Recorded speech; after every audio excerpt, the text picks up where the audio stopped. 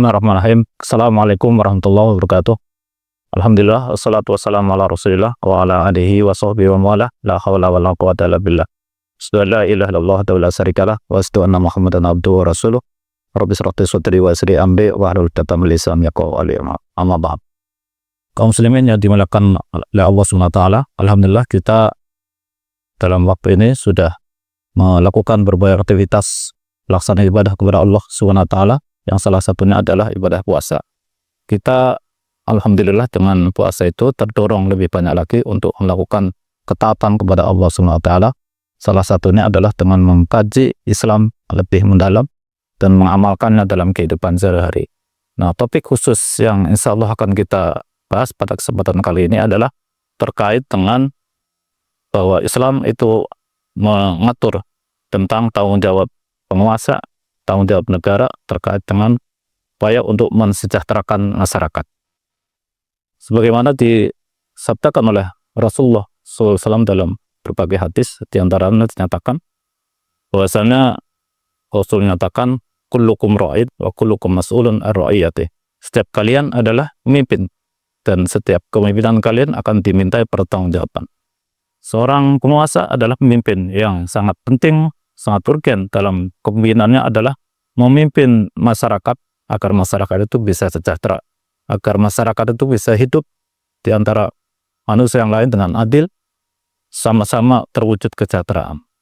Nah, tanggung jawab yang paling besar dalam wujudkan kesejahteraan adalah negara yang memberikan tanggung jawabnya untuk menjadikan mereka hidup menjadi orang-orang yang sejahtera. Nah, bagaimana cara negara atau pemerintah itu bisa mewujudkan tanggung jawabnya itu? Yaitu dengan memenuhi kebutuhan-kebutuhan hidup mereka, ya, kebutuhan yang sifatnya secara kebutuhan pokok, yaitu persoalan-persoalan terkait pangan, sandang, papan, ya.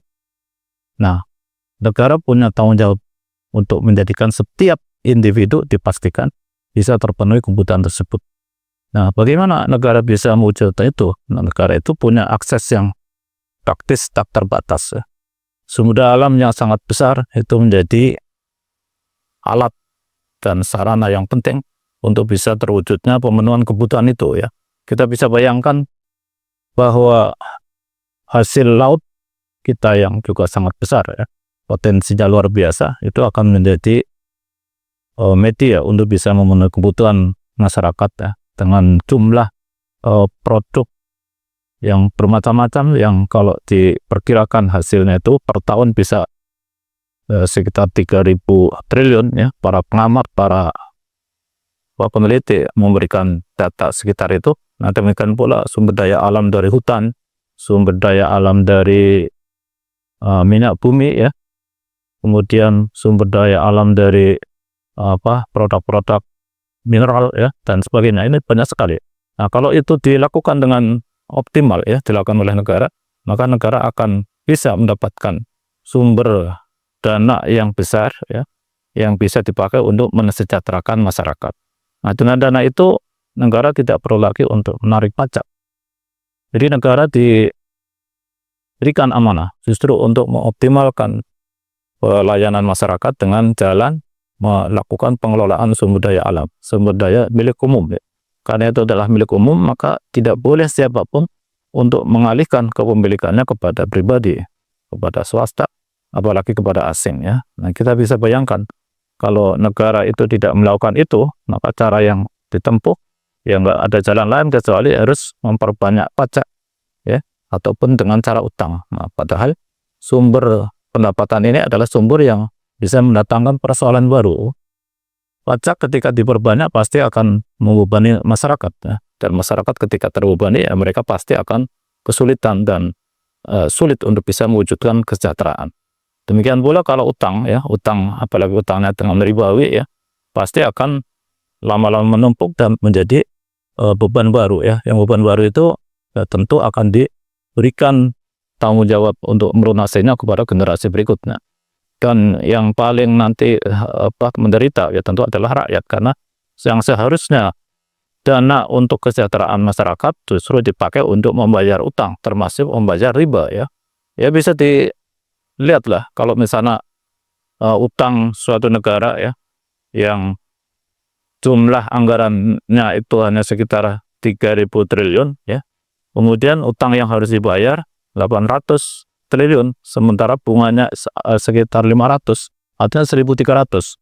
Hampir separuh ya, hampir 50% itu dipakai untuk membayar utang dan ribanya atau bunganya.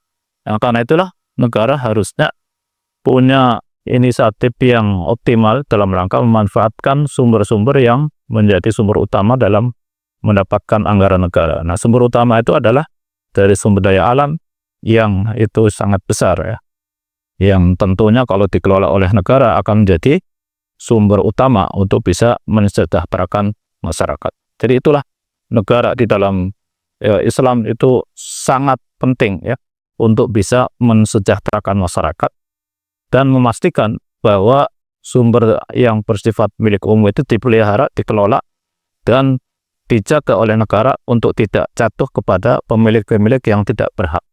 Siapa pemilik yang tidak berhak? Yaitu individu, swasta, atau asing ya. Nah, kalau negara tidak memerankan ini, tentu yang terjadi adalah yang sebaliknya, yaitu sumber-sumber ini akan jatuh kepada individu, kepada kelompok, ataupun kepada asing. Nah, ini tentu sangat berbahaya.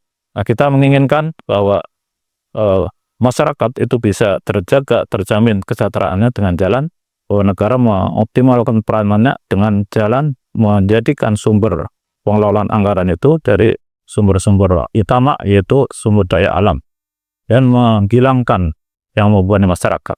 Itu apa? Itu pajak dan utang yang harus dibebankan, yang harus ditanggung oleh masyarakat itu sendiri ya. Mudah-mudahan puasa kita menjadikan kita lebih dekat kepada Allah, sekaligus juga tercerahkan pikirannya, tercerahkan hatinya untuk bersih dari hal-hal yang bisa mengakibatkan kedoliman ya. Kedoliman terhadap dirinya sendiri dan kedoliman terhadap masyarakat, kaum muslimin yang lain ya. Nah, itulah syariat Islam telah diberikan oleh Allah, telah diturunkan oleh Allah kepada Rasulullah, dan untuk kita semuanya agar kita menjadi orang-orang yang beriman, orang-orang yang sejahtera baik di dunia maupun di akhirat. Mudah-mudahan kita diridhoi oleh Allah Subhanahu wa taala. Bila ada hidayah, assalamualaikum warahmatullahi wabarakatuh.